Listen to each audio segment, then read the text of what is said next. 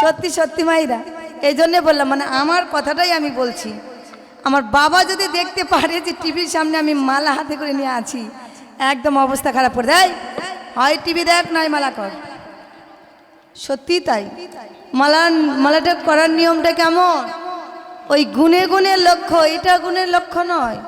এই যে 1000, 2000, 5000 করতে করতে যে লক্ষ্য হয়, এই লক্ষ্য নয় বাবা। এই লক্ষ্যটা কি? 3টা লক্ষ্য করতো।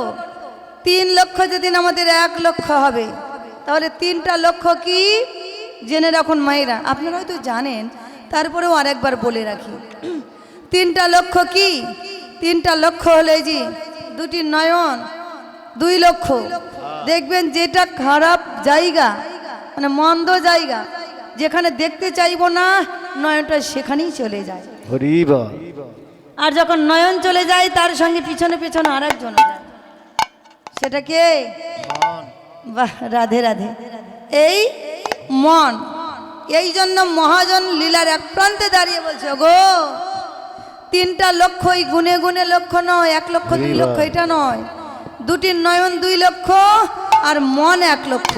এই 3টা লক্ষ্য যেদিন গুরুর চরণে আশ্রয় নিয়ে বশীভূত করে রাখতে পারবো, যেদিন 3টা লক্ষ্য আমি 1টা লক্ষ্য করতে পারবো, এই 1টা লক্ষ্য কি? 1টা লক্ষ্যই হবে, হে গোবিন্দ, আমি সদা সর্বক্ষণ তোমার যুগল চরণ সেবাই গেল।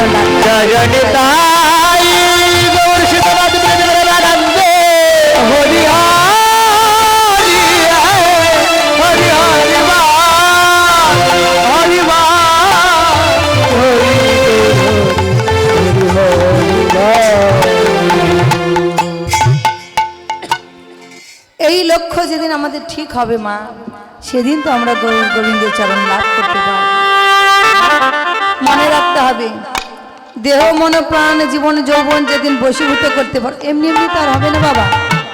সদ্গুরুর চরণে আশ্রয় নিতে হবে। সখীর বা গুরুর চরণে আশ্রয় নিলে